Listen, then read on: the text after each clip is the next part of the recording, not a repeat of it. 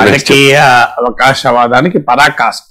ఇదేం రాజకీయాల్లో ఒక చంద్రబాబు నాయుడే బ్రాండ్ కాదు, కానీ చంద్రబాబు నాయుడుకు ఉన్న బ్రాండ్ ఒకటి ఏంటంటే ఈయన ఏ అంశం పైన ఒకే స్టాండ్ లో ఉండదు అని. అందరి నాయకులకు వర్తిస్తుంది, చంద్రబాబు విషయంలో ఎక్కువ చెప్తుంటారు. మీకు 2004 ఎలక్షన్స్ కు ముందు ఉచిత విద్యుత్ ఇస్తే కరెంటు తీగల పైన బట్టాలు వేసుకోవాలి అన్నారు. అదే చంద్రబాబు నాయుడు తర్వాత ఉచిత విద్యుత్ కాదు, ఉచిత విద్యుత్ ఇవ్వడమే కాదు, మీకు 2009కి వచ్చేవరకు ప్రతి ఒక్కరి అకౌంట్ లో 2000 రూపాయలు వేస్తా అన్నాడు. 2024కి వచ్చేవరకు సూపర్ సిక్స్ అన్నాడు. జగన్మోహన్ రెడ్డి బటన్ నొక్కితే సంక్షేమ పథకాలతో దేశ ఎకానమీ నాశనం అవుతుంది అన్నారు. మళ్ళీ అదే చంద్రబాబు నాయుడు ఇప్పుడు సంక్షేమ పథకాల్లో జగన్ కన్నా నేనే ఎక్కువ అమలు చేస్తున్నా అంటున్నారు. భారతీయ జనతా పార్టీ మతోన్మాద పార్టీ, ఆ పార్టీతో మేము కలిస్తే చారిత్రక తప్పిదం, అది మేము సెక్యులర్ పార్టీ అన్నారు. మళ్ళీ బీజేపీతో కలిసి ప్రయాణం చేశారు. నరేంద్ర మోడీ దేశానికి పెద్ద ప్రమాదము, శత్రువు అన్న రీతిలో మాట్లాడారు. మళ్ళీ ఇప్పుడు నరేంద్ర మోడీని పొగుడుతూ ఉన్నారు. సోనియా గాంధీ ఇటలీ అని అది ఇది అని మామూలుగా అటాక్ చేయలేదు. అదే సోనియా గాంధీతో మళ్ళీ 2019 ఎలక్షన్స్ కు ముందు కలిసే ప్రయత్నం చేశారు. మీరు అప్పుడు కుమారస్వామి ప్రమాణ స్వీకారం ఫోటోలు ఇప్పటికి వీడియోలు ఉంటాయి, చూడండి. సో ఎంత సన్నిహితంగా ఉండటానికి సోనియా రాహుల్తో ప్రయత్నం చేశారో చూడండి. అంటే ఇలా ఒక్కటి కాదు, మీకు భారతదేశంలో క్యాపిటలిజం లేదు, కమ్యూనిజం లేదు, ఉన్నదంతా టూరిజం అని కమ్యూనిజం కాలం చెల్ల సిద్ధాంతం ఉన్నారు. మళ్ళీ వామపక్ష పార్టీలతో పొత్తులు పెట్టుకున్నారు. విశాఖ ఉక్కు మేమే కాపాడాం వాజ్పేయి ప్రభుత్వంలో ఉన్నప్పుడు అంటారు. ఇప్పుడు మొన్న కూడా 11,000 కోట్లు ఇచ్చి నేనే కాపాడాను అంటారు. మళ్ళీ స్టీల్ ప్లాంట్ వైట్ ఎలిఫెంట్ అంటారు. మరి వైట్ ఎలిఫెంట్ ఎందుకు కాపాడా 11,000 కోట్లు ఇచ్చి? ట్యాక్స్ పేయర్స్ మనీ 11,000 కోట్లు ఎందుకు ఇచ్చారు? అది వైట్ ఎలిఫెంట్ అని తెలిసే ఇచ్చారా? రివైవ్ చేశామేమని చెప్తున్నారు కదా. మరి రివైవల్ ఎట్లా అవుతుంది? వైట్ ఎలిఫెంట్ రివైవల్ రెంట్లు ఏదో చెప్పాలి కదా. తర్వాత ఇదే స్టీల్ ప్లాంట్ కార్మికులకు కలిసి పోరాడదామన్నారు. ఇప్పుడు ఏమన్నాడు? కార్మికుల్ని పనిచేస్తలేరు అంటున్నాడు. అంటే ఎన్నిసార్లు మారుస్తారు ఇట్లా వైఖరి? ఇప్పుడు ఒక స్టాండర్డ్ వైఖరి ఉండండి. అంతకుముందు ప్లేన్ స్పీకింగ్ అని పుస్తకం రాస్తే అసలు పబ్లిక్ సెక్టార్ ఉండకూడదు, వరల్డ్ బ్యాంక్ విధానాలతో పబ్లిక్ సెక్టార్ మొత్తం ప్రైవేటీకరించాలి, ఇంప్లిమెంటేషన్ సెక్రటరీ అని పెట్టారు. మళ్ళీ తర్వాత వచ్చి ఆందోళన హక్కు, దీనిపైన పోరాడతాం, మేమే కాపాడుతాం, జగన్ అసలు దీనిపైన పట్టించుకుంటలేడు అన్నారు. ఇన్ని రకాలుగా వైఖరులు మార్చుకుంటారు అనేది క్వశ్చన్. తర్వాత ఇక Visakha steel plant white elephant, నేను ఓపెన్ ఛాలెంజ్ విసురుతున్నాను. చెప్పండి ఎట్లా white elephant? Can you tell me the facts and figures? కేంద్ర ప్రభుత్వం రాష్ట్ర ప్రభుత్వం డబ్బులు ఇస్తూనే ఉంటుందంట. ఎన్ని డబ్బులు ఇచ్చారు చెప్పండి? నేను ఇవాళ చంద్రబాబు నాయుడు సూటి ప్రశ్న ఏంటంటే, మీరు ఆ గూగుల్ అదాని డేటా సెంటర్ కు మీరు ఎన్ని వేల కోట్లు ఇచ్చారు? మరి అది 30,000 కోట్లు, 23,000 కోట్లు ఇచ్చారు కదా. మరి విశాఖ స్టీల్ ప్లాంట్కి ఎన్ని ఇచ్చారు చెప్పండి? ఆర్సెలార్ మిట్టల్కి ఎన్ని రాయితీలు ఇస్తున్నారు? విశాఖ స్టీల్ ప్లాంట్కి ఎందుకు ఇస్తున్నారు? ఇప్పుడు ఈ అటాక్ ఎందుకు అంటే, విశాఖ స్టీల్ ప్లాంట్ మూసేసి ఆర్సెలార్ మిట్టల్ కంపెనీని ప్రోత్సహించాలి. ఇప్పుడు అక్కడే ఆర్సెలార్ మిట్టల్ కంపెనీ ఉంది వైజాగ్లోనే, అక్కడే ఆ కంపెనీ ప్రైవేట్ కంపెనీని ప్రోత్సహించాలి. మీకు ఈఎస్ శర్మ రిటైర్డ్ ఐఏఎస్ అధికారి ఓపెన్ లేఖలో కూడా పేర్కొన్నాడు. టీడీపీ ఎంపీల బృందం వెళ్లి ప్రధానమంత్రికి కలిసి విశాఖ స్టీల్ ప్లాంట్ గురించి మాట్లాడలే, ఆర్సెలార్ మిట్టల్ గురించి మాట్లాడారు. అంటే క్లియర్ గా మిట్టల్ కంపెనీకి ప్రజల tax payers money Visakha steel plant కి ఇస్తున్నారంటున్నారు. అన్యాయం అది. ప్రజల ఆస్తులను ప్రైవేట్ వారికి అప్పచెప్పదాన్ని చేసి జరుగుతున్న కుట్ర కాదు ఇది. మీరు వైట్ ఎలిఫెంట్ అని ఏ బేసింది అంటున్నారు. మీరు ఎవరినైనా పంపించండి, టీవీలో డిబేట్ చేద్దాం. వైట్ ఎలిఫెంట్ ఎట్లా చెప్పండి? ఇంతవరకు కేంద్ర ప్రభుత్వం రాష్ట్ర ప్రభుత్వం అయితే డబ్బులు ఇచ్చింది ఏం లేదు. ఏమన్నా ఇస్తే కేంద్ర ప్రభుత్వం, రాష్ట్ర ప్రభుత్వం చిన్న చిన్న ఏమన్నా రాయితీలు, విద్యుత్ ఎట్లాంటి ఇవ్వచ్చు. కేంద్ర ప్రభుత్వం ఎన్ని వేల కోట్లు ఇచ్చింది. విశాఖ స్టీల్ ప్లాంట్ 8,000 కోట్ల ఆస్తులు. మీకు వోడాఫోన్ ఉంది, ఆ వోడాఫోన్ ప్రభుత్వం ఇచ్చిన అప్పుల్ని మీరు వాటాగా మార్చుకున్నారు. మరి అది ట్యాక్స్ పేయర్స్ మనీ కాదా?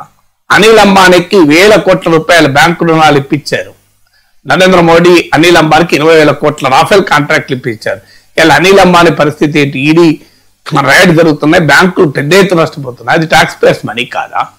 ఇవన్నీ ట్యాక్స్ పేయర్ మనీ కాదా? లక్షల కోట్ల రూపాయలు ప్రైవేట్ కంపెనీలకు రాయితీలు ఇస్తున్నారు. వీడియోకాన్ రాయితీలు కావా? ఇవాళ హెయిర్ కట్ పేరిట, నేషనల్ కంపెనీ లా ట్రిబ్యునల్ పేరిట, మీరు బ్యాంక్రప్సీ కోడ్ పేరిట ఎన్ని లక్షల కోట్లు మీరు ప్రైవేట్ కంపెనీలకు దారాదత్తం చేస్తారు. ఇవన్నీ ట్యాక్స్ పేయర్స్ మనీ కాదా? అన్యాయంగా విశాఖ స్టీల్ ప్లాంట్ ఒక మోసపూరితమైన వాదన కాదా ఇది? ఇలా స్టీల్ ప్లాంట్ వైటల్ కార్మికులు పనిచేయడం వల్ల నష్టం వస్తుందా? అసలు ఎవరు చెప్పారు చంద్రబాబు నాయుడుకు? ఎందుకు నష్టం వస్తుంది? మిగతా కంపెనీలు లాభం వస్తుంది, ఇది ఎందుకు నష్టం వస్తుంది? ఓపెన్ చెప్తున్నాం. పవన్ కళ్యాణ్ చెప్పింది, నేను చెప్పింది కాదు కదా. మీకు ప్రైవేట్ స్టీల్ కంపెనీలకు రా మెటీరియల్, ఇనుప ఖనిజం రా మెటీరియల్ స్టీల్ తయారు కావాలంటే ప్రైవేట్ కంపెనీలకు మీరు ఐరన్ ఓర్ మైన్స్ ఇస్తారు. ఇప్పటికీ విశాఖ స్టీల్ ప్లాంట్కి ఐరన్ ఓర్ మైన్ లేదు. చంద్రబాబు నాయుడు వాజ్పేయి ప్రభుత్వంలో చెక్కులు తిప్పినప్పుడు ఐరన్ ఓర్ మైన్ ఇప్పియలే, ఇప్పుడు ఇప్పియలే. ఇది పవన్ కళ్యాణ్ చెప్పిన మాట కదా, ఐరన్ ఓర్ మైన్ లేకపోవడం వల్ల నష్టం వస్తుంది. నేను చెప్పింది కాదు కదా. మరి పవన్ కళ్యాణ్ అడగండి, చంద్రబాబు నాయుడు పవన్ కళ్యాణ్ అడిగితే చెప్తారు కదా నిజం ఎందుకు లాస్ వస్తుంది. వైటల్ కార్మికులు పనిచేయడం వల్ల లాస్ వస్తుందా? నిరంతరం విశాఖ స్టీల్ ప్లాంట్ కొరకు చెమటోడ్చి పనిచేస్తున్న కార్మికుల పైన దాడి ఏంటి, యుద్ధం ఏంటి? అంతకుముందేమో మాకు ఓట్లు వేయండి, పల్లా శ్రీనివాసరావు గెలిపించండి, ఎంపీని గెలిపించండి అని గాజువాక ఏరియాలో ప్రచారం చేసుకున్నారు. ఇప్పుడేమో కార్మికులు పనిచేయాలని అని చెప్పి ప్రజల ముందు కార్మికులు దోషులుగా పెడుతున్నారు. మీ రాజకీయాల కొరకు మీరు ఏమైనా అవకాశవాదం తీసుకోండి, కానీ కష్టజీవుల పైన దాడి ఏంటి, కార్మికుల పైన దాడి ఏంటి? ఏ కార్మికులు పనిచేయలేదు చెప్పండి? కార్మికులు పనిచేయకపోతున్న 2 లక్షల కోట్ల ఆస్తులు కలిగిన కంపెనీగా విశాఖ స్టీల్ ప్లాంట్ ఉందా? ఇలా విశాఖ స్టీల్ ప్లాంట్ ప్రొడ్యూస్ చేసే స్టీల్ ప్రొడక్ట్స్ ప్రైవేట్ కంపెనీల స్టీల్ ప్రొడక్ట్స్ కన్నా మార్కెట్లో డిమాండ్ ఉంది. ఎందుకు డిమాండ్ ఉంది? పని చేయకపోతే డిమాండ్ ఉందా? మీకు నిజంగానే పని చేయకపోతే మీరు అన్నారంటే మేము ఒప్పుకుంటాం. విశాఖ స్టీల్ ప్లాంట్ నాకు తెలిసినంత వరకు వాళ్ళ ప్రొడక్ట్స్ మార్కెట్లో లిటిల్ కాస్ట్లీయర్ కూడా, అయినా కూడా డిమాండ్ ఉంది. ఎందుకు డిమాండ్ ఉంది? ఇవాళ ఇదే కార్మికులతో మీరు ఐరన్ ఓర్ మైన్స్ ఇప్పేయండి చంద్రబాబు నాయుడు గారు, ఎందుకు లాభాలు వద్ద చూపెడతాం మేము. ఐరన్ ఓర్ మైన్స్ ఇప్పండి, ఇంకేం చేయకండి. అది కూడా మీరు పబ్లిక్ సెక్టార్ కదా అని ఎక్స్ట్రా చేయకండి. ప్రైవేట్ కంపెనీలకు ఇచ్చింది ఇవ్వండి. ప్రైవేట్ కంపెనీలకు ఇస్తున్నారు కదా, మీరు ప్రైవేట్ కంపెనీలకు ఇచ్చే iron ore mines Visakha steel ప్లాంట్కి ఇవ్వండి. అప్పుడు లాభాలు ప్రైవేట్ కంపెనీలకన్నా ఎక్కువ లాభాలు వస్తాయి. ఛాలెంజ్ చేసి చూపెడతాం. చాలా జీతాలతో ప్రైవేట్ కంపెనీలకు కాదు, మెరుగైన జీవితాలతో కార్మికుల బతుకులు మారుస్తాం. ఇలా గాజువాక జీడిపి ఆంధ్రప్రదేశ్ లో హైయెస్ట్ మండల్ డొమెస్టిక్ ప్రొడక్ట్ ఎట్లా సాధ్యమైంది? స్టీల్ ప్లాంట్ లేకుండా సాధ్యమైందా? ఇవాళ ఉమ్మడి ఆంధ్రప్రదేశ్ లో హైదరాబాద్ తర్వాత gross district domestic product Visakhapatnam ఎక్కువ. ఎట్లా సాధ్యమైంది? విశాఖ స్టీల్ ప్లాంట్ లేకుండా అయిందా? ఇవాళ ఈనాడు విభజిత ఆంధ్రప్రదేశ్ లో కూడా highest gross district domestic product Visakhapatnam. ఎట్లా సాధ్యమైంది? వైటల్ ఫీల్డ్ వల్ల సాధ్యమైందా? అన్యాయంగా చెప్పడం ఏంటి? విశాఖ స్టీల్ ప్లాంట్ ను మీరు మోడీ ప్రభుత్వంతో పోరాడే ధైర్యం లేదు. నరేంద్ర మోడీ ప్రభుత్వం బహిరంగంగా చెప్పారు, నిర్మలా సీతారామన్ పార్లమెంట్ లో చెప్పింది, లాభ నష్టాలతో సంబంధం లేదు, మేము అమ్మదలుచుకున్నామని. మీరు దాన్ని ఆపడం మీ చేత కాదు. నిన్నగా మనం ఆపినామని చెప్పుకుంటున్నాం. మరి ఒకవైపు లోకేష్ మేమే ఆపినా అంటున్నారు, ఒకవైపు వైట్ ఎలిఫెంట్ అంటున్నారు. అంటే ఏంటి? నేను ఆ రోజు 11,000 కోట్ల ప్యాకేజ్ ఇచ్చింది కూడా చెప్పాను. దీన్ని అందంగా ముస్తాబు చేసి ప్రైవేట్ వారికి అమ్మటానికి ఎత్తుగడ. మీరు చూడండి, ఇది ఆదానికి అమ్మేస్తారు, ఆదానికన్నా అమ్మేస్తారు, లేదా మిట్టల్ కోసం విశాఖ స్టీల్ ప్లాంట్ కంప్లీట్ గా నిర్వీర్యం చేస్తారు. ఇది ఎత్తుగడ. మనం చూడలేదు ఆ ప్రైవేట్ డైరీల కొరకు చిత్తూరు ప్రభుత్వ సహకార రంగంలో డైరీల్ని గతంలో చంద్రబాబు నాయుడు ప్రభుత్వం ఉన్నప్పుడే కదా నీరు కాచింది. మీకు సహకార డైరీలు అన్ని దెబ్బతిన్నాయి, ప్రైవేట్ డైరీలను బ్రహ్మాండంగా లాభాల్లో నడుస్తున్నాయి. ఇవన్నీ తెలవని వ్యవహారం ఆ ప్రపంచానికి. మీరు హిందుస్థాన్ ఏరోనాటిక్స్ లిమిటెడ్ తొలగించి పనికిమాలిన అనిల్ అంబానీ కంపెనీలకు మీరు రాఫెల్ కాంట్రాక్ట్ 20,000 కోట్లు ఎట్లు ఇచ్చారు? అనిల్ అంబానీ కంపెనీ మీకు రాఫెల్ యుద్ధ విమానాలు తయారు చేసే స్థాయి ఉన్న కంపెనీ, ఆన్ పేపర్ ఉన్న కంపెనీకి ఇప్పించారు. ఇవన్నీ జరుగుతుంది. ఇదంతా ట్యాక్స్ పేయర్స్ మనీ కాదా? స్టీల్ ప్లాంట్ పైన అభాండాలు మోపడం అనేది తెలుగు ఆంధ్రుల ఆత్మగౌరవం పైన దాడి, తెలుగు వారి ఆత్మగౌరవం పైన దాడి. నేను నిజంగా విశాఖ స్టీల్ ప్లాంట్ కనుక ట్యాక్స్ పేయర్స్ మనీ వాడితే ఆ ప్లాంట్ మూసేయండి, we are ready for it. Steel plant మూసేయండి. నిజంగానే ఇది ప్రభుత్వం పైన భారం అని మీరు నిరూపిస్తే just close down the steel plant. కానీ నిరూపించకపోతే మరి మీరు దేనికి సిద్ధమని అడుగుతున్నాం. మేము రెడీ. స్టీల్ ప్లాంట్ ప్రభుత్వం పైన బర్డెన్ కాదు. స్టీల్ ప్లాంట్ వైట్ ఎలిఫెంట్ అసలే కాదు. Steel plant tax payer money మింగడం లేదు. స్టీల్ ప్లాంట్ కు నష్టాలు ఇంతవరకు ప్రభుత్వం ఇచ్చింది నాకు తెలిసినంత వరకు ఒక 5,000 కోట్లు మించి ఇవ్వలే. చెప్పండి, 8,000 కోట్లు ఇచ్చారు బడ్జెట్ నుంచి. ఎక్కడ డబ్బులు జమలకెళ్ళి ఇవ్వరు, ఎవరు ట్యాక్స్ పేయర్ మనీ రహస్యంగా ఇవ్వరు కదా. ప్లీజ్ చంద్రబాబు నాయుడు గారు, ఇప్పటి వరకు స్టీల్ ప్లాంట్ పుట్టినప్పటి నుంచి ఇప్పటి వరకు కేంద్ర రాష్ట్ర ప్రభుత్వాలు ఎన్ని వేల కోట్లు స్టీల్ ప్లాంట్ కి ఇచ్చిందో ఒక వైట్ పేపర్ ఇవ్వండి. ఇవాళ స్టీల్ ప్లాంట్ కున్న ఆస్తుల మొత్తం విలువ ఎంతో చెప్పండి. వైట్ ఎలిఫెంట్ కాదో తేలిపోతుంది కదా. 5,000 కోట్లు నేను ఇవాళ చంద్రబాబు నాయుడు గారిని అడుగుతున్నాను, మీరు అయ్యా ఒక వైట్ పేపర్ ఇవ్వండి, స్టీల్ ప్లాంట్ కు కేంద్ర ప్రభుత్వం ఇచ్చిన డబ్బులు ఇన్నేళ్ళు ఇంక్లూడింగ్ వడ్డీలతో సహా వేసుకోండి, రాష్ట్ర ప్రభుత్వం ఇచ్చిన రాయితీలు డబ్బులు ఏంటి, దానికి కూడా విత్ వడ్డీ వేసుకోండి, అలాగే స్టీల్ ప్లాంట్ కట్టిన ఇన్కమ్ ట్యాక్స్ ఎంత, స్టీల్ ప్లాంట్ కట్టిన జిఎస్టీ ఎంత, స్టీల్ ప్లాంట్ కట్టిన వివిధ రకాల పన్నులు వేసుకోండి, అది కూడా విత్ ఇంట్రెస్ట్ క్యాల్కులేట్ చేసేయండి, స్టీల్ ప్లాంట్ కున్న ఇప్పుడున్న ఆస్తులు వేయండి. స్టీల్ ప్లాంట్ కనుక ట్యాక్స్ పేయర్ కు బర్డన్ నిరూపిస్తే నా జీవితంలో టీవీ కెమెరాల ముందుకు రాను, నేను రెడీ. ఇంత పెద్ద ఎత్తున వాదిస్తున్నా. I will never come before TV cameras. మీరు ప్రూవ్ చేయండి మరి. లేనప్పుడు మరి మీరు అన్యాయంగా స్టీల్ ప్లాంట్ మీద బాండాలేండి. ఎందుకంటే స్టీల్ ప్లాంట్ కు అనేక సార్లు వెళ్ళిన వాడిని, దానిపైన స్టడీ చేసిన వాడిని, ఆ కార్మికుల మీటింగ్ లో పాల్గొన్న వారిగా చెప్తున్నాను. ఈ 3 దశాబ్దాల నా ప్రజా జీవితంలో నేను దాదాపు 3.5 డికేట్స్ నా పబ్లిక్ లైఫ్, 24 years అప్పుడు నేను వేదిక ఎక్కితే పబ్లిక్ లైఫ్ లో, ఇవాళకి 37 years నుంచి నేను ప్రజా జీవితంలో ఉన్నాను. ఇప్పటికి అనేక సార్లు స్టీల్ ప్లాంట్కి వెళ్ళాను, స్టీల్ ప్లాంట్ గడ్డ పైన మాట్లాడాను. అందువల్ల ఇలా స్టీల్ ప్లాంట్ కార్మిక వర్గం తరఫున నేను రాష్ట్ర ముఖ్యమంత్రి గారిని మీరు వైట్ పేపర్ రిలీజ్ చేయండి. ఇది స్టీల్ ప్లాంట్ గనక టాక్స్ పేయర్స్ మనీ తిన్నది, స్టీల్ ప్లాంట్ గనక వైట్ ఎలిఫెంట్, స్టీల్ ప్లాంట్ గనక కార్మికుల అసమర్థత వల్ల బద్ధకం వల్ల నష్టపోయింది అని గనక మీరు నిరూపిస్తే నా జీవితంలో మళ్ళీ టీవీలో మాట్లాడారు. This is the last programme. Are you ready for it? Are you ready for it? With all humility అడుగుతున్నాను. చంద్రబాబు నాయుడు గారు పెద్దలు, ఉమ్మడి రాష్ట్ర ముఖ్యమంత్రి, I have great respect for him. కానీ నేను ఒక పాత్రికేయులుగా అడగడం లేదు, ఒక ప్రజాప్రతినిధిగా అడుగుతున్నాను. 8 సంవత్సరాలు ఉమ్మడి రాష్ట్ర శాసన మండలిలో 7 ఏళ్ళు శాసనమండలి సభ్యుడిగా ఉండి విశాఖ స్టీల్ ప్లాంట్ పైన శాసన మండలి వేదికగా మాట్లాడిన ఒక ఎమ్మెల్సీగా అడుగుతున్నాను. మీరు సిద్ధమా? మేము సిద్ధమా అంటారు కదా, నేను సిద్ధం. చెప్పండి చర్చ. మీరు చంద్రబాబు నాయుడు గారు పెద్దవారు, ఆయనతో డిబేట్ చేసేంత సామర్థ్యం నాకు లేదు. మీరు పంపించండి మీ పార్టీ వాళ్ళని ఎవరినైనా. మేము ఈ రాష్ట్ర తెలుగుదేశం అధ్యక్షుడు పల్లా శ్రీనివాస్ గారు పంపండి, లేదా ఇంకెవరిని పంపండి, మీ ఇండస్ట్రీ మినిస్టర్ని పంపండి. Just let us discuss public debate ready. అది టీవీ స్టూడియోలైనా మంచిదే, స్టీల్ ప్లాంట్ గేట్ దగ్గరైనా మంచిదే. నేను వస్తాను గాజువాకకు, స్టీల్ ప్లాంట్ లోపలైనా పెట్టుకుందాం బహిరంగంగా. ఇది రాజకీయ చర్చ వద్దు. Let us tell the facts. ఇలా స్టీల్ ప్లాంట్ ఎందుకు నష్టం వస్తుంది? చంద్రబాబు నాయుడు అంటారు మిగతా స్టీల్ ప్లాంట్ లాభం అవుతుంది, ఎందుకు వస్తలేదు? చాలా సింపుల్ లెక్కండి, చాలా సింపుల్. జేడీఎస్ ఆయన హైకోర్టులో కేసు వేసినా అదే చెప్పారు, పవన్ కళ్యాణ్ ఉపన్యాసాలైనా అదే చెప్పారు, అందరూ అదే చెప్పారు. ఏంటి? మీకు రా మెటీరియల్ కు కనీసం 8 to 10 times ఎక్కువ అవుతుంది.